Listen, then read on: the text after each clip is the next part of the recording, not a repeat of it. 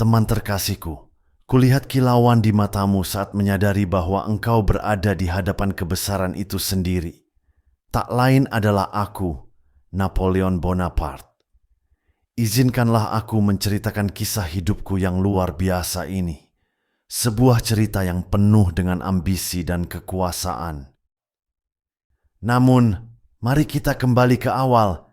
Ketika semangat ambisiusku hanya sekadar nyala di hati seorang anak laki-laki, lahir di pulau yang kasar Korsika, tempat yang penuh dengan impian penaklukan dan kemuliaan, aku sudah ditakdirkan untuk kebesaran sejak awal. Oh, betapa imajinasiku melayang tinggi saat aku menyerap cerita-cerita tentang penakluk terkenal seperti Alexander Agung dan Julius Caesar. Di sana, di tengah-tengah keganasan alam liar Korsika, api ambisi menyala dalam diriku. Nasib tersenyum padaku, temanku, saat aku terlibat dalam gelombang revolusi Prancis yang penuh gejolak. Oh, betapa waktu yang luar biasa itu. Sebuah tungku perubahan yang menjanjikan kesempatan untuk meraih kekuasaan dengan kedua tangan. Memanfaatkan kesempatan itu, aku bergabung dengan perjuangan itu, memanfaatkan energi massa yang penuh semangat untuk mendorong diriku maju. Melalui kecerdasan militerku dan kebijaksanaan strategis, aku naik dengan cepat melalui jajaran pangkat.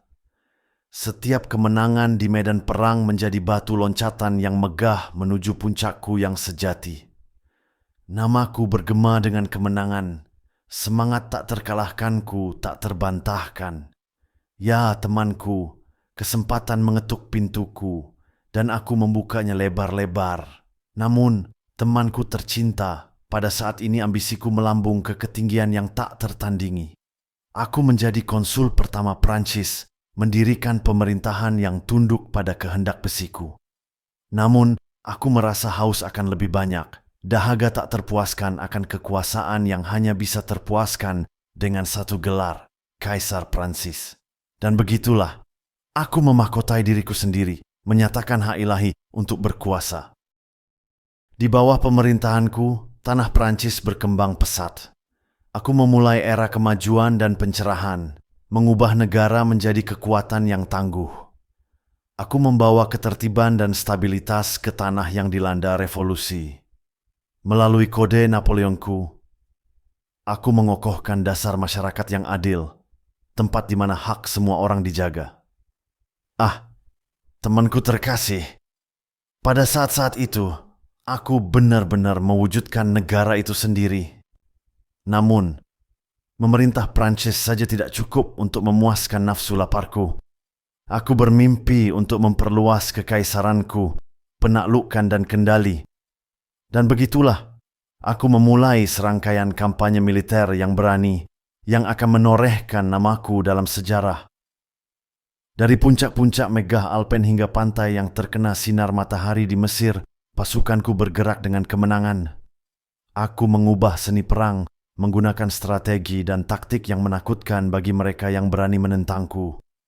Melalui darah, keringat, dan air mata, aku memahat salah satu kekaisaran terbesar yang pernah ada di dunia.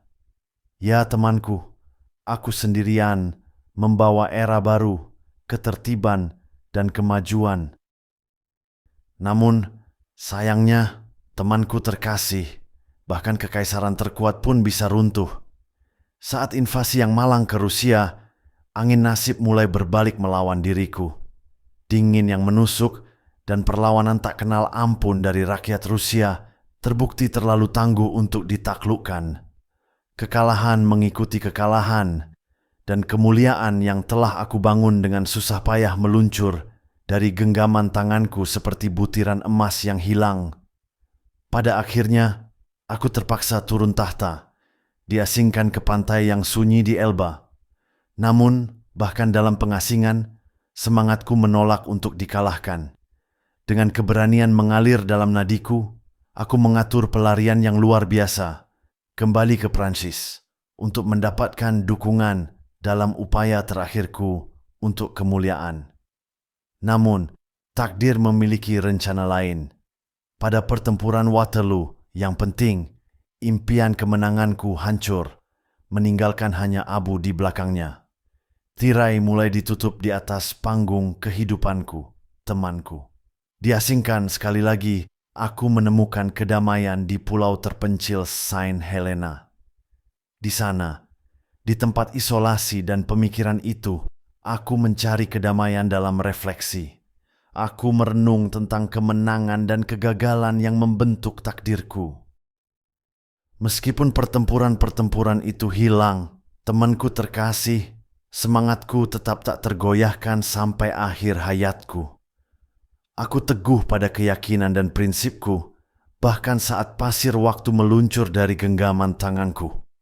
Pada akhirnya, di pulau terpencil Saint Helena itulah aku menghembuskan napas terakhirku, meninggalkan warisan yang akan bergema sepanjang masa. Meskipun aku telah pergi, pengaruhku tetap abadi. Strategi dan taktik militerku selamanya mempengaruhi cara pertempuran dilakukan.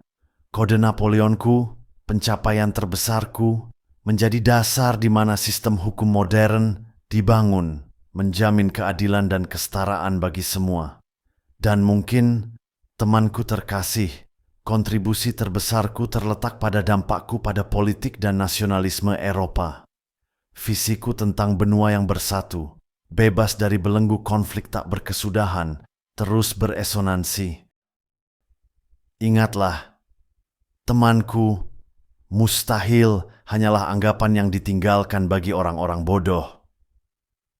Saat bara kisah hidupku memudar, aku meninggalkanmu dengan perasaan itu. Meskipun bentuk fana diriku mungkin telah pergi, warisan Napoleon Bonaparte tetap hidup.